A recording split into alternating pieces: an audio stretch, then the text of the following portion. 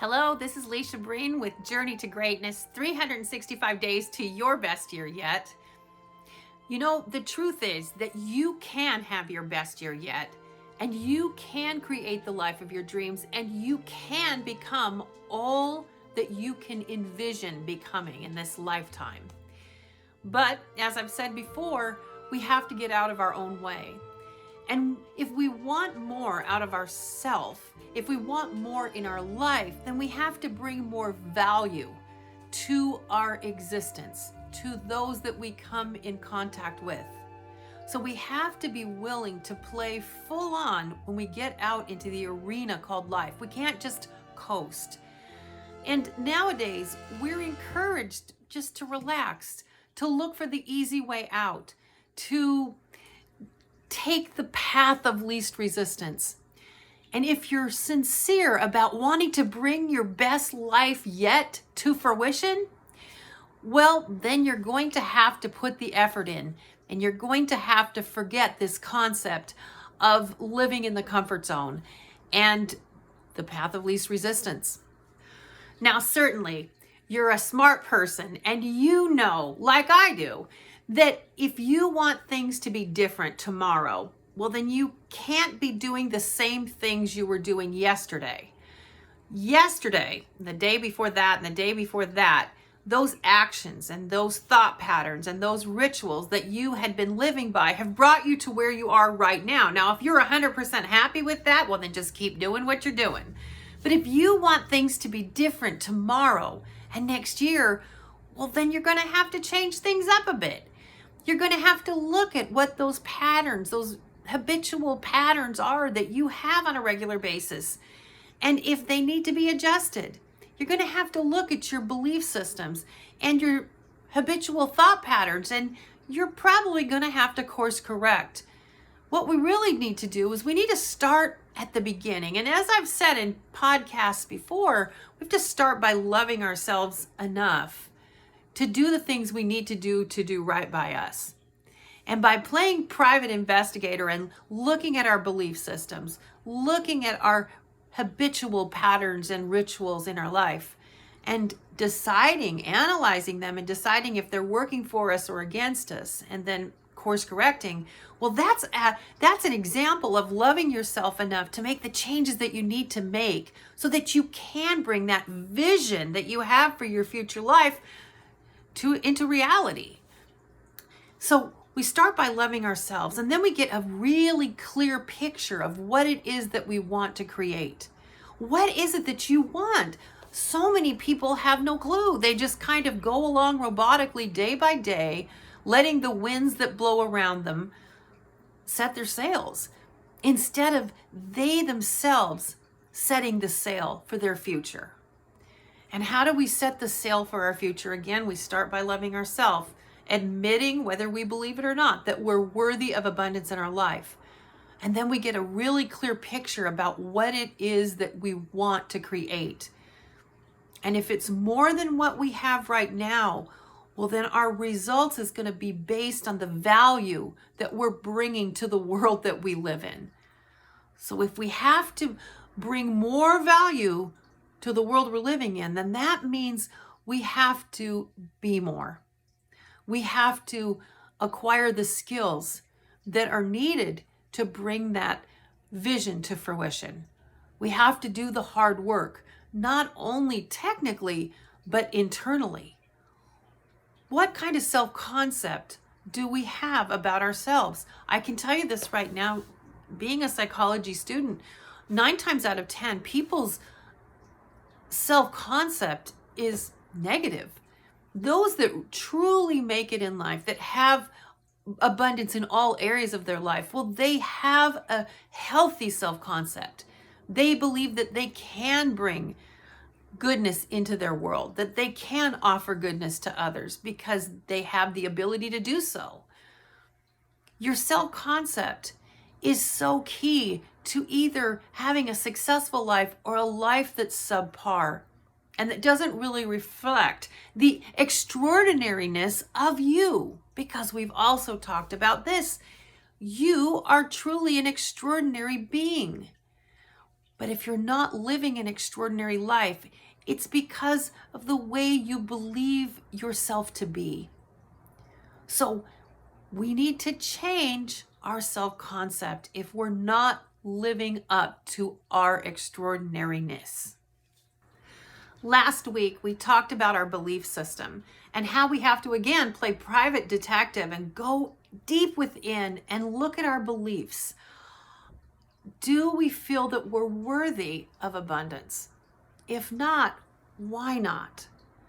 And then when we get down to the root causes of why we don't feel valuable, or we don't feel that we can participate in life at a higher level, then we need to create new beliefs to counteract the negative beliefs, and then start taking action to make our mind believe the new affirmations, the new beliefs that we're implementing into our life. The actions have to be coupled with the affirmation. Affirmations are not going to do it alone, but we do have to become aware of what those old beliefs are, or those lifelong beliefs are that are holding us back. Create new beliefs and then take actions to support the new beliefs so that we actually believe them in our mind to be factual and true, so that every cell in our body resonates with the new belief. Next, to build a stronger self-concept, we have to pay attention to where we're placing our focus. If our focus is out here somewhere and we're comparing ourselves to other people and where they are today, well, then I implore you to stop looking out here. We can look to others to inspire us. We can look at Oprah Winfrey and say, gosh, I really love these different things that she's achieved. I wonder how I can do that, in a curious way. But when we compare ourselves to other people and we say, well, I haven't accomplished that much and I'm not as good as that person, then we start to beat ourselves up, and we can actually use that kind of mentality as an excuse not to work hard, not to get up off the couch and stop watching Netflix for 5 hours. We have to decide that we're willing to take on the tough task of putting in the effort to become more, to be more. And the way that we do that, the way that we actually develop ourselves to bring more value to the world, is by looking at where we were yesterday in relationship to where we are today. Have we made progress? Are we getting better, or are we stagnant? Or worse yet, are we getting worse? Have we grown in the past couple days? Or are we just staying the same? Are we just spinning our wheels? To bring value to the world, to the marketplace, we have to be consistently getting better. To have a strong, healthy self-concept, we have to embrace the belief that we always have to be growing and developing. I'm going to say it again. To have a healthy, strong self-concept, we have to believe that we have to be constantly growing and developing. And if our focus is on our self-improvement, on personal development, that we've actually grown from yesterday to today, and that growth is taking us into the future so that we can actually create the life of our dreams because we're progressing, then we're going to feel really good about ourselves. So we have to believe, we have to adopt a good, strong work ethic. We have to pay attention to whether our progress is getting us closer to our goal or not. And we have to be very, very consistent. So we have to buy into a new belief, if we don't already have it, that you're constantly growing and developing. That's where the real juice in life is. That's where we grow into all we can be. That's how we create this future that is epic. And one last thing, if you really want to create that incredible new life, you want to have your best year yet, and you want that to be the foundation to a lifetime that's really epic, then make your goal really big, something that you have to really strive for, because you know what? That's where the inspiration is. That's where you're going to be inspired to bring more value to the world, to bring more value to those around you. And while you're doing all of those things, your self-concept is going to grow, and you're going to start to believe in yourself so much more. You're going to believe that you're capable. You're going to believe that you're worthy. And you're going to believe that you have the things it takes, the right stuff, to create this world of your dreams, this life of your dreams. I hope I've given you something to think about today. And as always, we're going to finish off with a mindfulness meditation, because it's through mindfulness that we really get engaged with who and what we are, what we have been, and where we need to go in the future. So get settled, sit up straight in a nice, strong, dignified fashion, and let's get to it. Okay, are you ready? All right, let's sit up nice and straight, and let's close our eyes. And together, we're going to take 3 deep breaths in through the nose, and then we're going to release through the mouth. And today, our focus in our mindfulness meditation is going to be setting a goal. So together, let's take those 3 deep breaths in and then release through the mouth. All right, in through the nose and out through the mouth. Make sure your eyes are closed. In through the nose and out through the mouth. And one more deep breath in and out through the mouth. Take some time to think about something you would like to accomplish today. This can be a goal for the home. It can be a goal that you have at school or somewhere else.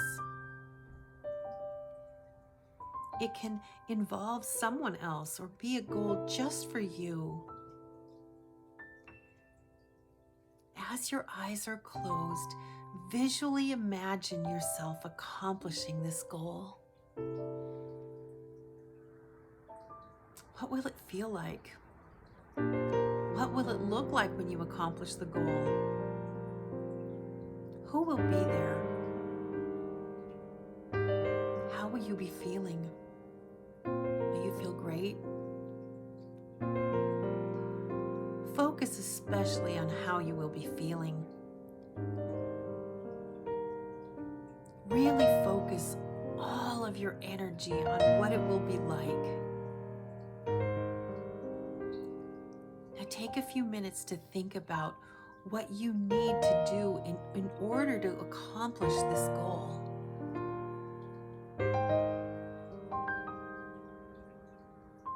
What will you need to do? What would the steps be? What steps will you need to take to get it done?